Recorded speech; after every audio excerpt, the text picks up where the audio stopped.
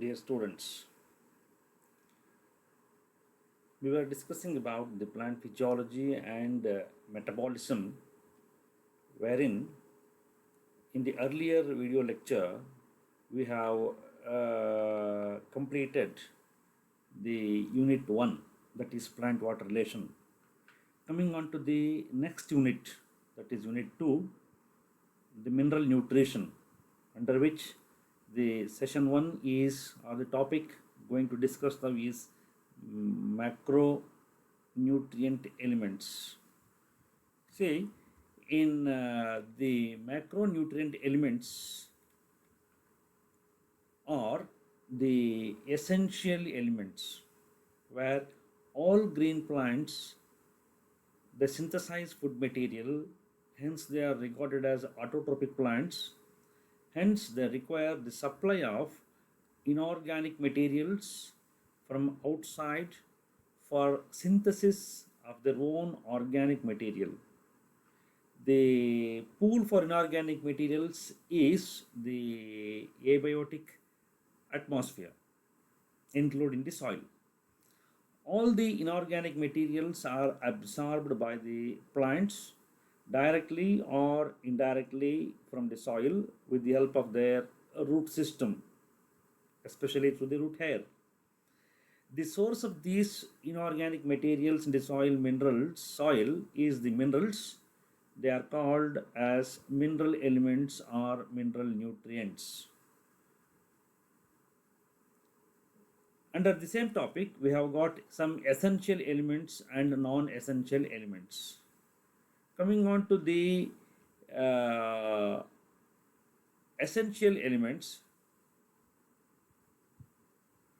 the process of involving the absorption, distribution, and utilization of mineral substances by the plants for their growth and development is called as mineral nutrition. On the basis of their effects on plants, mineral elements are generally of two types, that is essential elements and non-essential elements.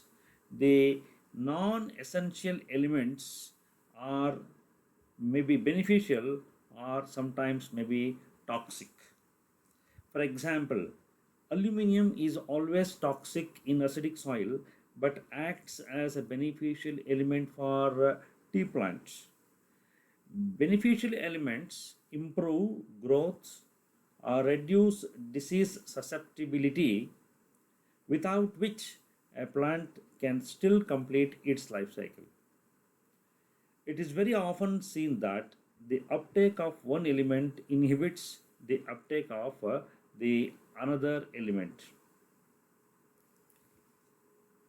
The carbon, hydrogen, and oxygen, together referred as macronutrient elements.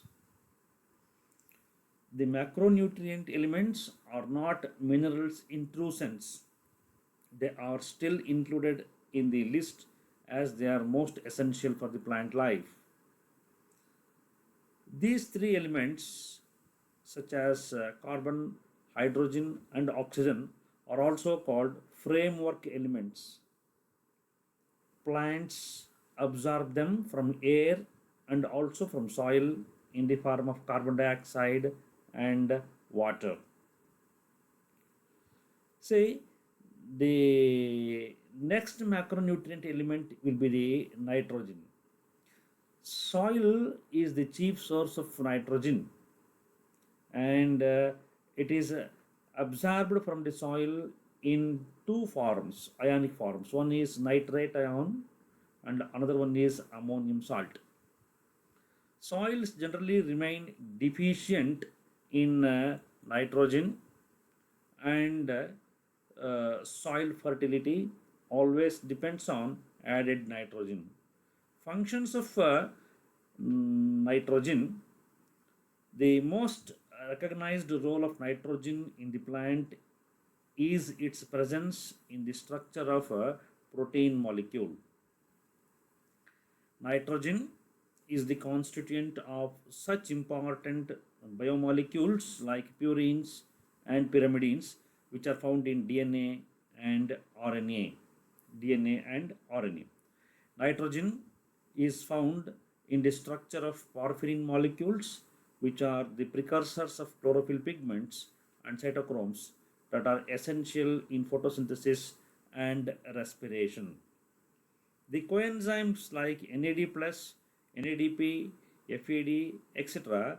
are essential for the function of many enzymes, and nitrogen is a structural component of such enzymes. What happens if nitrogen is found less in the atmosphere? That is the deficiency. It causes certain symptoms on the plants, and they are referred as deficiency symptoms of nitrogen. A general deficiency symptom is the chlorosis, that is complete removal of the chlorophyll content, thereby yellowing of the leaves is seen. That is, when chlorophyll is removed, leaf turns into yellow color. In severe cases, these leaves become completely yellow and then light tan as they die and frequently fall off from the plant body. This yellowing symptom appears last in the younger leaves because they receive soluble forms of nitrogen transported from older leaves. In some cases, production and accumulation of anthocyanin pigments is found. As a result, a purplish coloration appears in stems, petioles, and lower leaf surfaces. The starch content is increased with the decrease in protein content. Plant growth remains stunted and lateral buds remain dormant if the nitrogen is deficient. Flowering is suppressed or delayed in some cases. In the latter case, the fruits and seeds are very small in their size and they are nutritionally weak. The next element is the phosphorus. Phosphorus is very often the limiting nutrient in the soil. It is present in the soil in the form of inorganic phosphates. It is absorbed as inorganic phosphate ion H2PO4 minus. In the organic portion of the soil, organic forms of the phosphorus may be found in nucleic acids, phospholipids, and phosphates, which are not the utilizable forms of the element. These organic compounds are decomposed and phosphorus is transformed into an inorganic form which is readily absorbed by the root system. Factors controlling the availability of phosphorus are pH of the soil solution, dissolved aluminum and iron which precipitate out phosphate as unabsorbable aluminum and iron phosphates, available calcium which may form salts which are forms the phosphate that are easily available to the plant due to high solubility in water, anion exchange that takes place between the minerals present in the clay and the phosphate ion under mild acidic conditions. Presence of microorganisms in the soil which temporarily fix phosphorus in organic structures that is eventually returned to the soil in a bound form for the utilization of plants. Regarding the functions of phosphorus, it is a constituent of nucleic acid. Both deoxyribose and ribose nucleic acids have sugar phosphates backbone in their structures. Triphosphate forms of nucleotides are precursors of nucleic acids. Phosphorus is a constituent of phospholipids or phosphoglycerides or glycerol phosphatides, which along with proteins are characteristic major components of cell membranes. Phosphorus is a constituent of the coenzymes NAD plus and NADP, which take part in most of the cellular oxidation reduction reactions involving hydrogen transfer.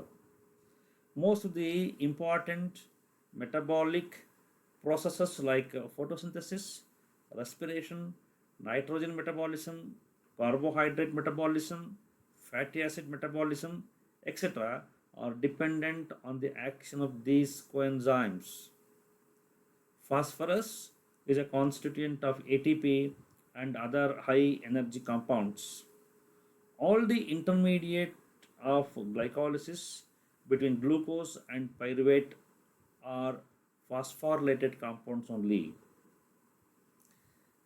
Similar to that of nitrogen, even the phosphorus, when it is present in lesser concentrations, cause some deficiency symptoms. To name some of the deficiency symptoms of phosphorus are: phosphorus deficient plants may develop dead necrotic areas on the leaves, petioles, and fruits. The plants show a general overall stunted appearance with often dark green colorations. Sometimes phosphorus deficiency may cause leaf fall and purple or red anthocyanin pigmentation. The older leaves are usually affected first and become dark brown in color because of the mobility of phosphorus to the younger leaves under deficiency conditions. Sometimes distortion in the shape of the leaves is observed and may be confused with zinc deficiency. Large amounts of pith and small amounts of vascular tissues are found in the stems of phosphorus deficient tomato plants. In some cases, the deficiency of the elements causes an accumulation of carbohydrates also.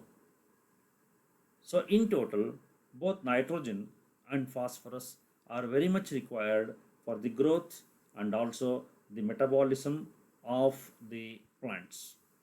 They are required in larger quantities for their development. Hence, they are referred as macronutrient elements. Thank you.